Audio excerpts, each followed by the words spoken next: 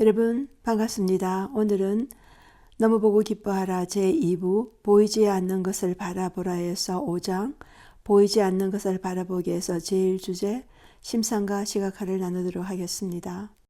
베트남 전쟁 중 미군 제임스 네스메스 비행기 조종사는 1966년 포로가 되어 7년을 감방에서 지냈다. 그는 첫 4년 동안은 다른 사람을 보지 못하는 어두운 아주 좁은 토굴과 같은 곳에서 홀로 지내야 하였다. 네스메스는 언제 죽을지 모르는 공포와 외로움 가운데 그대로 있다가는 미칠 것 같았다. 그래서 시간을 보내기 위해서 자신이 예전에 좋아하던 골프 치는 것을 상상하였다. 골프를 치다 보면 시간도 잘 가고 두려움도 외로움도 잊었다. 그래서 매일 그는 18홀 풀 코스를 도는 것을 상상하였다. 그는 아침에 골프를 치러 가기 위해 골프 가방을 준비하고 골프장으로 운전하는 자신을 상상하였다. 골프장에 도착하여 골프장의 날씨를 느끼며 어떤 날은 찬바람이 부는 것을 느끼고 어떤 날은 바람이 없는 화창한 따뜻한 날을 느꼈다. 잔디를 밟으며 잔디 밟는 소리와 잔디의 감각을 느꼈다. 첫 코스에 들어서서는 손으로 골프채를 잡고 공을 잡아서 제자리에 놓고 볼을 바라보며 완벽한 스윙을 하며 코스를 도는 자신의 모습을 하나하나 상상하였다.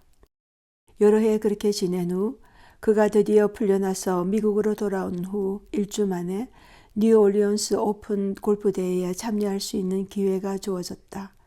그는 이전에 보통 동네 골프로 95타 정도를 쳤었는데 이날은 모두에게 놀랍게도 74타를 쳐서 이전보다 20타나 적은 기록을 만들었다. 놀란 뉴스 기자가 그에게 달려와서는 초보자의 재창과 행운이군요 하고 말하였다.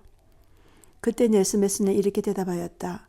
행운이라니 당치 않는 소리 마시오. 나는 지난 7년 동안 하루도 골프를 치지 않은 날이 없었어. 내 마음의 골프장에서. 이 사건은 실제로 일어난 일로서 사람이 마음의 상상으로 바라보며 시각화하는 것이 얼마나 놀라운 결과를 잘 보여주는 사례이다. 사람의 뇌는 실제로 일어난 일과 선명하게 시각화한 것의 차이를 분간하지 못한다.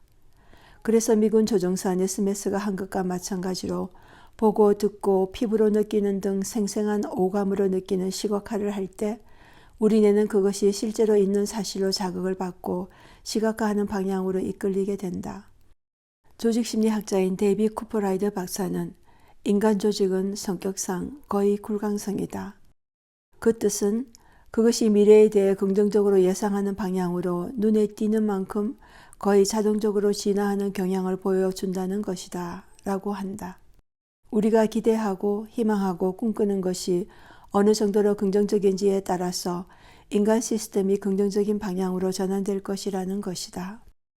소설 어린 왕자의 저자인 앙투안 드 생트지페르는 만일 당신이 배를 만들고 싶다면 사람들을 불러 모아 목재를 가져오게 하고 일감을 나눠주는 등의 일을 하지 말고 대신 그들에게 넓고 끝없는 바다에 대한 동경심을 키워줘라고 말하였다. 행동심리학 전문가들은 장기적 목표를 성취하는 비결은 그 목표를 성취하는 자신을 계속하여 시각화하여 바라보는 데 있다고 한다. 그 이유는 첫째, 사람의 마음은 형상으로 생각하기 때문이며 둘째, 마음의 무의식이 우리 행동의 대부분을 이끌기 때문이다. 계속 바라보다 보면 자신도 모르게 무의식적으로 변하게 되는데 계속하여 성장하는 마음의 상이 무엇이든지 바로 그것을 현실화시키게 되기 때문이다. 한 가지 예를 보자. 장승수라고 하는 청년은 고등학교 밖에 나오지 못하고는 식당에서 물수건 배달, 가스통 배달 등 힘든 막노동을 하였다. 그런데 그의 꿈은 서울대 1등 합격이었다. 아무리 힘들어도 1등을 해서 서울대 정문에 들어가는 장면만 생각하면 가슴이 쿵 하고 두근거렸다. 아무리 힘들어도 그런 미래를 바라보며 산 결과 그는 결국 서울대 인문계 1등으로 법대에 입학하였으며 공부가 가장 쉬웠어요 라는 베스트셀러 책의 저자가 되었다. 그는 현실의 고통보다 미래의 기대되고 즐거움을 주는 장면을 계속 바라보므로 그것이 현실이 되도록 만들었다. 사실 사람과 동물이 다른 점은 보이지 않는 것을 바라볼 수 있는 상상력이 두드러진 차이라 할 수 있으며 사람들은 이를 통하여 없는 것을 구상하고 계획하고 만들어낼 수 있는 것이다. 천재 물리학자 알버트 아인슈타인은 상상력이 모든 것이다. 그것은 삶에서 펼쳐질 매력들을 미리 보여준다고 하였다.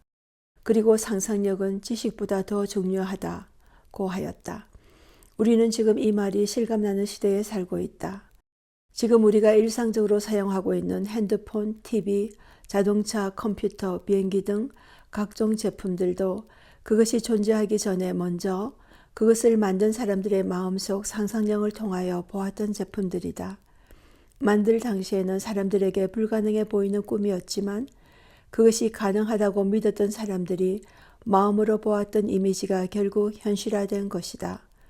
우리가 어떤 것에 우리 마음을 고정시킬 때 우리는 우리가 초점을 맞추는 형상대로 변하는 것이 정신의 법칙이다.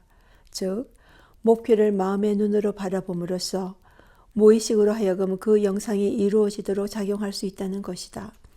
사실 성공하는 이미지를 가지지 않은 사람이 성공한다는 것은 불가능한 일이다. 비전은 남이 못 보는 것을 보며 남보다 더 많은 것을 보는 능력이다. 이러한 정신의 법칙을 활용한 것이 시각화 훈련이다.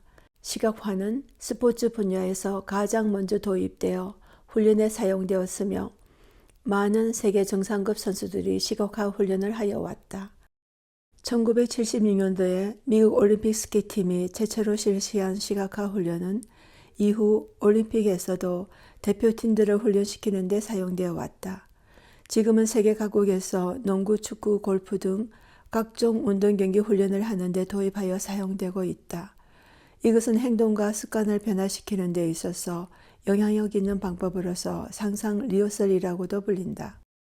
예를 들어 올림픽 수영 금메달 5관왕인 매트 비욘드라든지 역사상 최고의 골프 선수로 알려진 잭 니클라우스, 그리고 세계 처리 경기 챔피언으로 세계 기록 보유자인 마크 알렌 등 많은 뛰어난 선수들이 시각화 훈련을 활용하였다.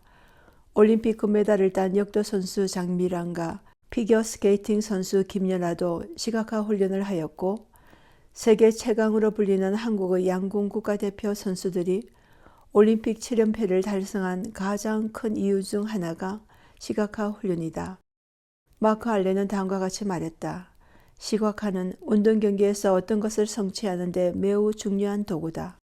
수많은 운동선수들이 육체적인 힘으로 수영이나 심지어 사이클 경기에서 금메달을 얻는다 할지라도 이것을 성취했던 사람들은 경기에 앞서 그들의 마음속으로 창조적 시각화를 할 수 있는 사람들이다.